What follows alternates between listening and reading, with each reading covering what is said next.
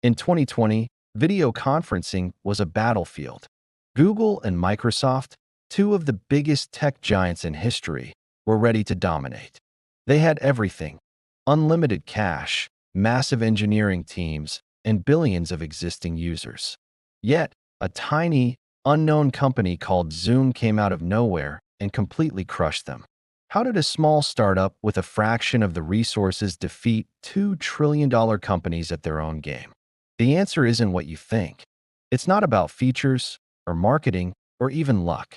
The real reason is a hidden strategic choice that seemed insane at the time, but changed everything. This is the story of how Zoom won by breaking the one rule everyone else followed. The story starts with one man, Eric Yuan. In the 90s, he was an engineer at Webex, one of the original online meeting platforms. He spent years building a product he knew was deeply flawed. It was clunky, unreliable, and frustrating to use. He saw a future where video calls were as simple as picking up a phone, but his bosses at Cisco, who had acquired Webex, didn't share his vision. They saw video conferencing as a complicated enterprise tool for big corporations. Eric believed the market was completely wrong. He felt that everyday people, not just executives, deserved a tool that just worked. This obsession drove him to leave his comfortable, high-paying job. In 2011, he decided to build his own platform from the ground up. But everyone thought he was crazy. The market was already saturated. Giants like Microsoft with Skype and Google with Hangouts were pouring money into the space. Why would anyone bet on a new, unknown player? The industry was convinced that winning meant bundling more features and integrating with existing software suites. It was a race to become an all-in-one solution. But Eric saw a single, fatal flaw in that logic. In their rush to add more, the giants were forgetting the one thing that mattered most. The one thing that would become Zoom's secret weapon. If you enjoy stories about underdogs who outsmart the giants, you might want to subscribe. We share real business breakdowns like this every week. The turning point came when Eric had to decide on his core strategy. While Google and Microsoft were building their video tools into massive ecosystems like Google Workspace and Office 365, Eric made a completely counterintuitive choice. He decided Zoom would do one thing, and one thing only: video. No chat, no file sharing, no project management. Just a crystal clear, reliable video call. To insiders, this looked like suicide. How could a single feature product compete with an entire suite of tools offered for free? To outsiders, it seemed like a niche product for people who didn't want the complexity of Microsoft or Google. But this decision was neither niche nor suicidal. It locked Zoom into a dangerous, all-or-nothing path. By focusing solely on video performance, they were making a huge gamble. They were betting that in the end, quality would matter more than quantity. Their entire company's survival rested on one single assumption: that when a person clicked Start Meeting, the video had to be perfect every single time. There was no room for error. If the core video experience failed, Zoom had nothing else to offer. The giants had safety nets. Zoom was walking a tightrope without one. So how did they pull it off? Let's break down the strategy. The first step was an obsession with the end user. Eric Yuan's philosophy was simple: make the customer happy. This wasn't just a marketing slogan. It was his entire business model.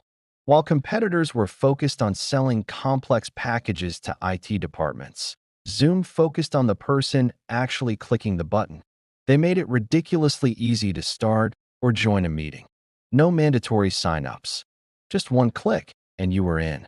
The logic was that if people loved using it, they would bring it into their companies from the ground up, forcing IT departments to adopt it.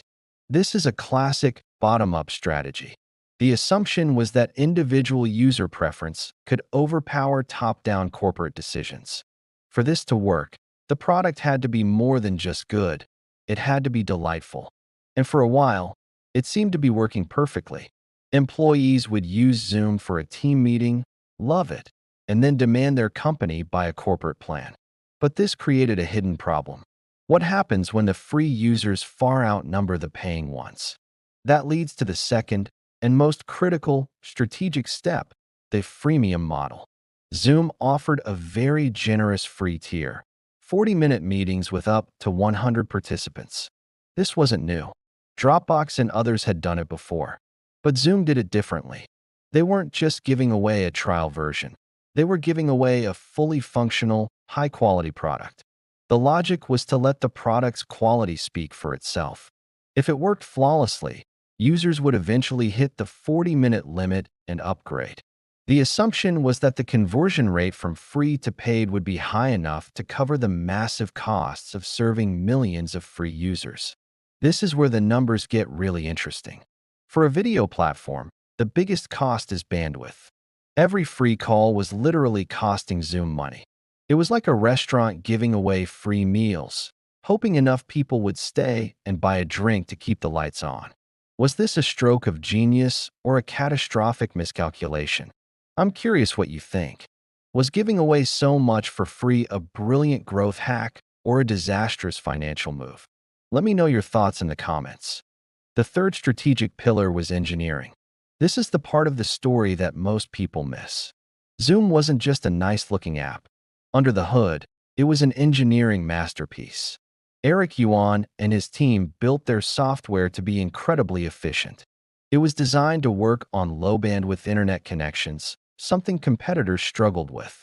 While a Google Meet call might stutter on a weak Wi-Fi signal, a Zoom call would often remain stable. They achieved this with sophisticated video compression and a flexible architecture that could adapt to changing network conditions in real time. The logic was that reliability was the most important feature. The assumption was that users would notice and care about the difference between a video call that was 95% reliable and one that was 99% reliable. That small difference, that feeling of trust, was what Zoom bet its entire company on. While Google and Microsoft were busy with integrations, Zoom was perfecting the core engine. This technical superiority was their moat. It was something competitors couldn't easily copy because it was baked into the very foundation of their code. And then, the world changed. In early 2020, the pandemic hit, and the entire planet went into lockdown. Suddenly, video conferencing wasn't just a tool for business. It was the essential fabric of society. It was how families connected, how students learned, and how friends stayed in touch. Zoom's numbers exploded in a way no one could have predicted. In December 2019, Zoom had about 10 million daily meeting participants. By April 2020, that number had skyrocketed to over 300 million. Their revenue followed, growing by over 300% year over year. To investors and the public, it looked like the ultimate victory. The little startup had become a global verb. People didn't video call anymore, they Zoomed.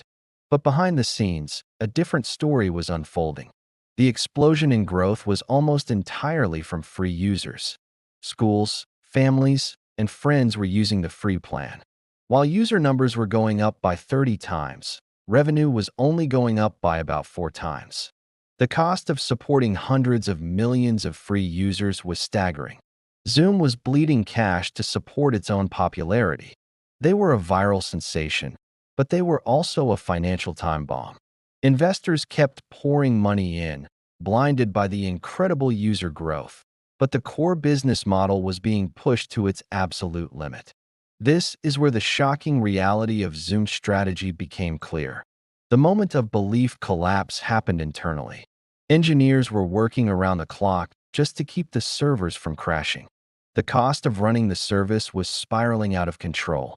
The uncomfortable truth no one wanted to say was that their greatest strength, the generous free tier that drove their growth, was now their greatest weakness. And here's the line that reframes the entire story. Zoom didn't win because it was a better business. It won because it was a better product. They prioritized user experience over a sustainable business model. They took a massive loss to acquire the entire market, betting that they could figure out how to make money later. Google and Microsoft weren't willing to lose billions of dollars to give away a free service. They were running a business. Yuan was running a mission. That one distinction explains everything.